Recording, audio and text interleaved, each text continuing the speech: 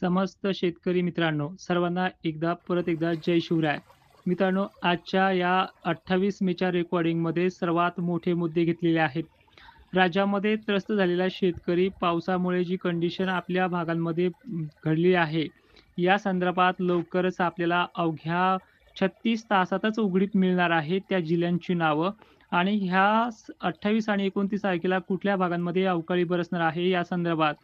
त्यामुळे सर्वांना ही recording share करायची आहे आणि सगळ्यात मोठी अपडेट देखील पुन्हा एक समोर येते, की अजून याची अधिकृत घोषणा बाकी आहे. मान्सून मराठवाड्यामध्ये आणि पश्चिम महाराष्ट्राच्या सर्व जिल्ह्यांमध्ये दाखल झालेलं आहे. पण हे मोसमी वारे आहेत. कमी दाबाचा पट्टा 29 तारखेच्या संध्याकाळी निघून जाणार आहे. त्यामुळे 30 तारखेपासून सर्व जिल्ह्यांना एक मोठी उघडीप मिळणार आहे.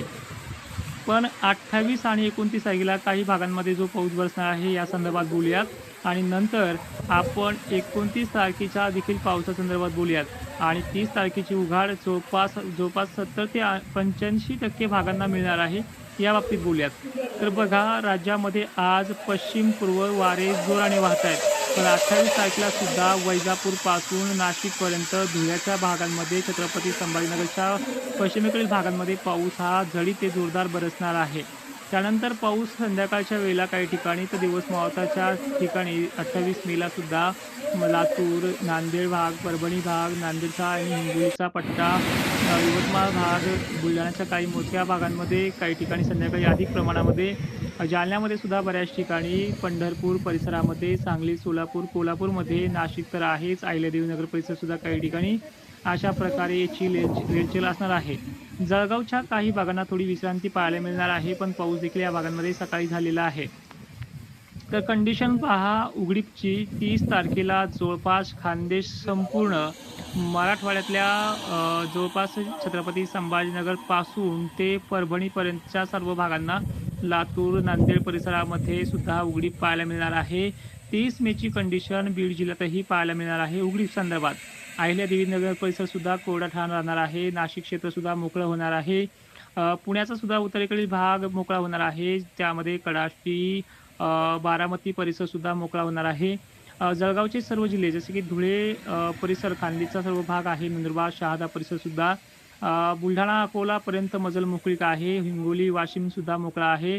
त्यानंतर आपण यवतमाळचा सुद्धा बराचसा भाग मोकळा दिसतोय. फक्त वर्धा आणि चंद्रपूर, गोंदियामध्ये 1-2 ठिकाणी पाऊस राहील. नाहीतर तेही सुद्धा भाग 30 तारखेला कोणत्याही क्षणी उघडीपच्या संदर्भात आणि खंडापासून चाहूल लागणार आहे. तर अशा प्रकारची ही उघडीप आहे. मग आता राहिला आहे सांगलीचा, सोलापूरचा आणि धाराशिवचा आणि थोडाफार बाउंड्री लगतचा भाग कर्नाटकच्या. इथे झडीसारखं आणि धुरकट वातावरण राहील. पावसाचा जोर इथेही ओसरणार आहे 30च तारखेला. पण एक दिवस का होईना इथे 30 तारखेला वातावरण थोडं खराब पाहायला मिळेल. 31 तारखेपासून संबंध महाराष्ट्र मोकळा आहे. आता बऱ्याच जणांना एक प्रश्न पडला आहे, मग मान्सून मराठवाड्यामध्ये आणि पश्चिम महाराष्ट्रात दाखल झालाय, मग याचं काय होणार आहे? तर बघा, अरबी समुद्रामध्ये जो काही अतितीव्र लो प्रेशरचा पट्टा बनला होता, त्याने जवळपास आजच्या डेटपर्यंत चांगला धुमाकूळ घातलाय. अजूनही एक दिवस त्याचा कमी अधिक प्रमाणात बाकी आहे. पण एक बंगालच्या उपसागरात प्रचंड वेगाने एक लो प्रेशर तयार होत आहे. त्यामुळे पश्चिमेकडनं येणारे ढग त्याच लो प्रेशरला जाऊन मिळणार आहे. त्यानंतर तो छत्तीसगड त्या पूर्व भागातल्या पूर्व कोकणामध्ये भारताच्या पाऊस पडेल.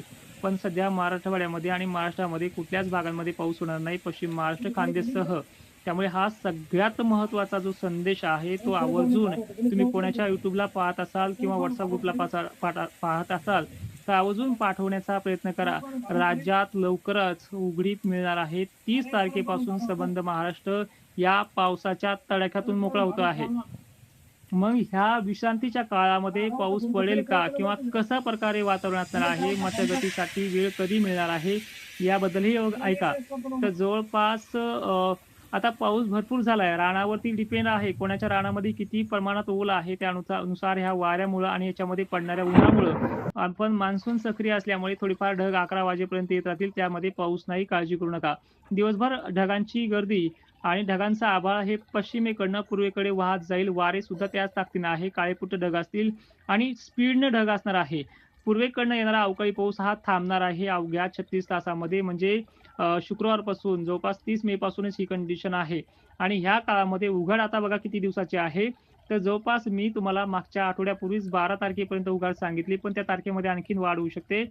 तर अशी कंडिशन आहे आणि या काळामध्ये कुठल्याही प्रकारच्या शेतामध्ये पाणी साचेल किंवा फटकारे-फिटकाऱ्यामुळे शेत पुन्हा वापसाचं वापसामुळे होईल अशी भीती बाळगू नका, अशी कंडिशन नाहीये. तर आता या काळामधनं नंतर पुन्हा कमी दाबाचा पट्टा कधी निर्माण होईल अरबी समुद्रामध्ये, कारण की बंगालच्या उपसागरातला कमी दाबाचा पट्टा मान्सूनला पोषक नाहीये. तर मान्सूनला अरबी समुद्रात कमी दाबाचा पट्टा तयार होण्यासाठी अवघा 15 दिवसाचा कालावधी लागू शकतो. आपल्या पेरणीनंतर पाऊस पुन्हा एकदा पडू शकतो. तर 8 जूनच्या पुढे पेरण्या करा. ज्यांची रानं नीट असतील, ज्यांना वापसा झाली असेल त्यांनी 6 जूनच्या पुढे करा आणि कोरडवाहू शेतकऱ्यांनी 12 जूनच्या पुढे करा. अशी यामध्ये आपली शाश्वती आहे. तोडकर हवामान अंदाज प्रयोगशाळेअंतर्गत सगळ्यांना एक विनंती देखील आहे. Facebookला पेज आहे. पेजवरती आपण रील बनवतोय. Instagramला देखील तालुक्यानुसार, जिल्ह्यानुसार माहिती टाकण्याचा प्रयत्न सुरू आहे. त्यामुळे सगळ्या प्लॅटफॉर्मवरती तुम्ही ॲक्टिव्ह राहा. तुम्हाला ताबडतोब तुमच्या भागातली कंडिशन पाहायला मिळते.